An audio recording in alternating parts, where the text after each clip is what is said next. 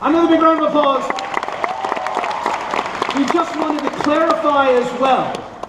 It was very, because I was backstage, I was getting the very giant check. I want to clarify as well that we are giving this check to moms of Orange County, not the housewives of Orange County. Okay, good. This is a much better charity than they are. Minnie, I cannot tell you, one, how excited I am that you're here with all of us for the premiere of my musical, Madness in the Moonlight. But I have to say, I'm so inspired by you right now. The fact that you were able to do something so generous this evening. What I want to do, even though we've been in rehearsals, and we've been working on the show for so long, and everybody knows that it's called Madness in the Moonlight, I'm going to change the name of the show in your honor. Oh yes, I want to have you featured in the title of the show. But to do that, I need a show title that says something about Minnie, but also says Broadway. All right. How about Thoroughly Modern Minnie? No? Okay. Minnie in the Rain. Minnie on the Roof. Minnie Elliott. My Fair Minnie. No. Oh, I get it. It's the whole Minnie thing that isn't working for you. So we should go with like the mouse theme. Yes? Like Mouse Saigon. Mouse Saigon. No? Oh. La Mouse à fond. Les Maserables.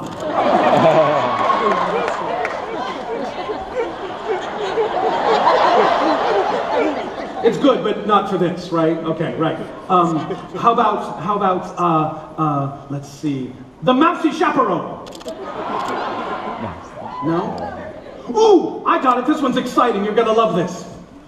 Bring in the mouse, bring in the duck. No, you're right. We don't want to bring in the duck. I get it. Let's just make it all about the mouse. I've got it. I don't know why I didn't think about this before. Minnie, combined with Madness in the Moonlight, should be Minnie's Moonlit Madness! That's the one! We're officially changing the show, naming it after you. Minnie, thank you all so much. Everyone, a big round of applause for Minnie Mouse.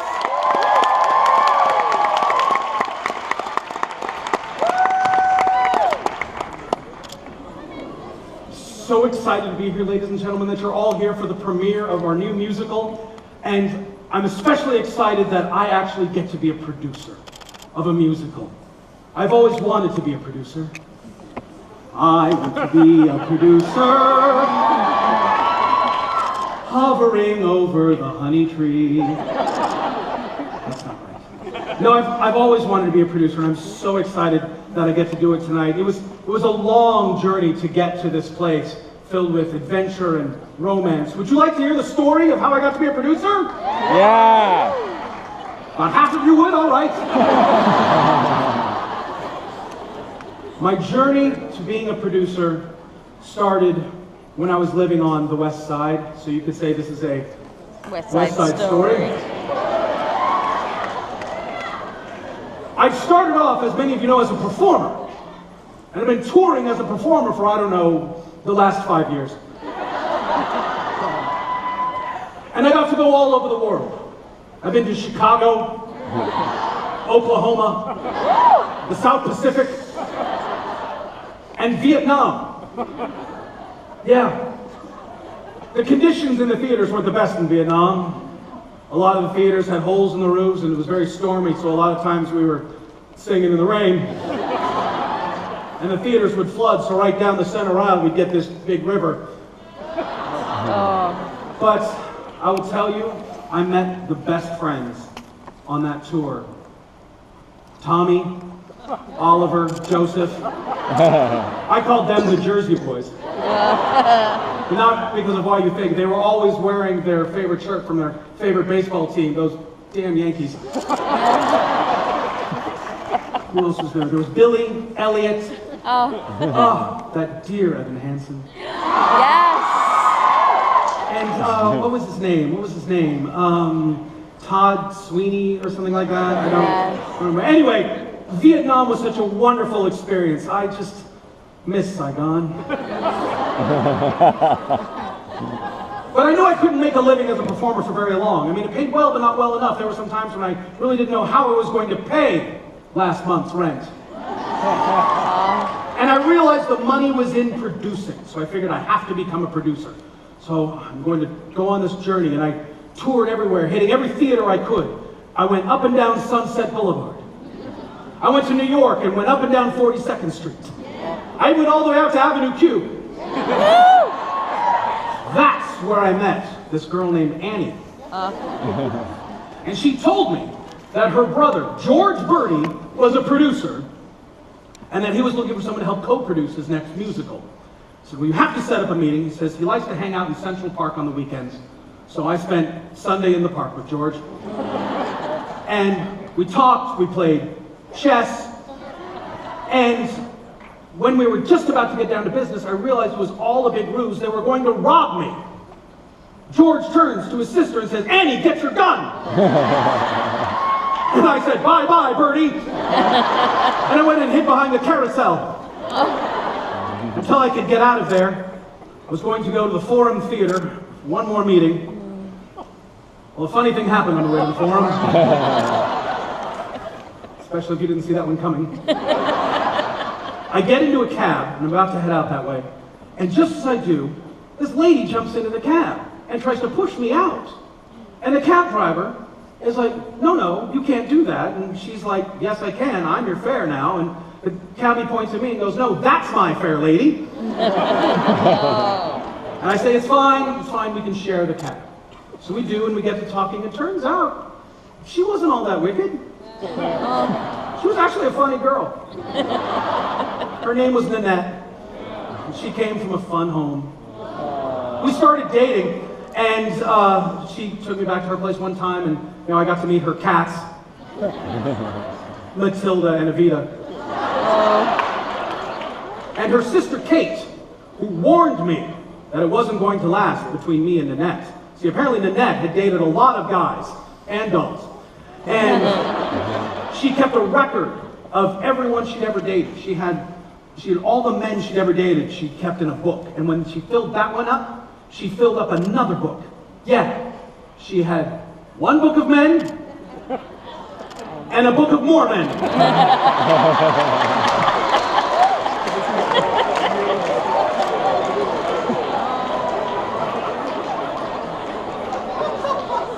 Couldn't believe it. Because I turned to her sister and said, "She won't even kiss me, Kate." She says, "Well, you never know what you're going to get with her. She tends to be very fickle. She can either be very, very fussy or very bossy. Sometimes at the same time, she'd be very fussy." And it was true. You never knew what you were going to get with Nanette. One time, she completely changed her appearance. She walked in, and I went, "Mamma mia!" She was wearing these kinky boots. She changed her hair. She teased it all out to here, and I thought she did it with hairspray. Turns out it was with some kind of grease. And she colored it this really bright color. And she actually patented this color too. So not only was she now a blonde, she was legally blonde. I said, "That's it, I can't take this anymore.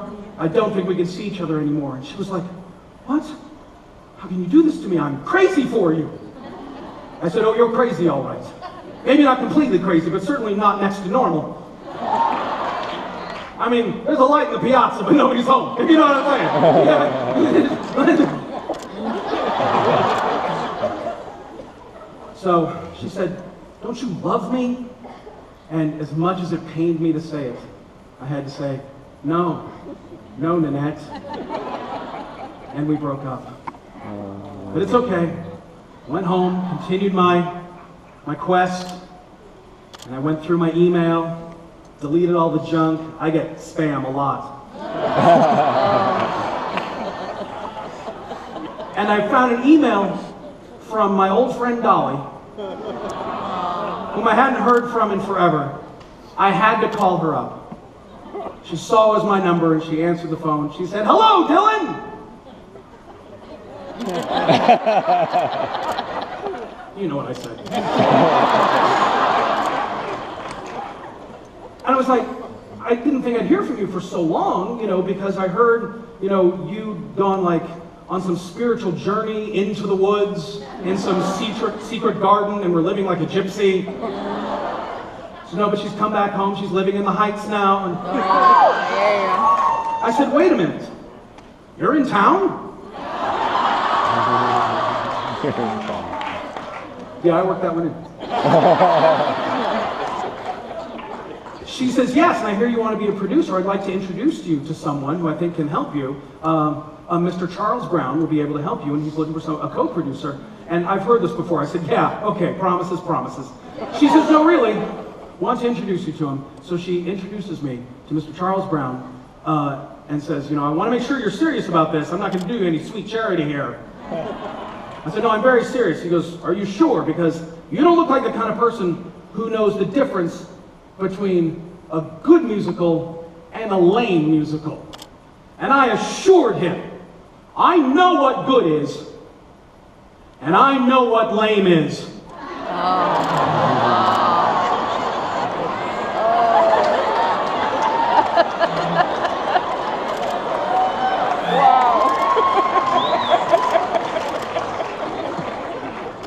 So he took me on to join his company.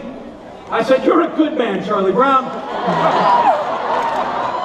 And we produced a musical I'm sure you've heard of. It was written by none other than Luke Skywalker himself, Mark Hamill.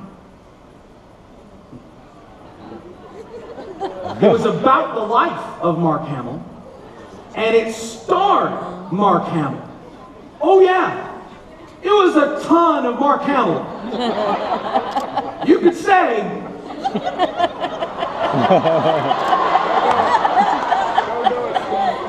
was a Hamilton. You've heard of it. Oh great, so that's how I became one of the producers.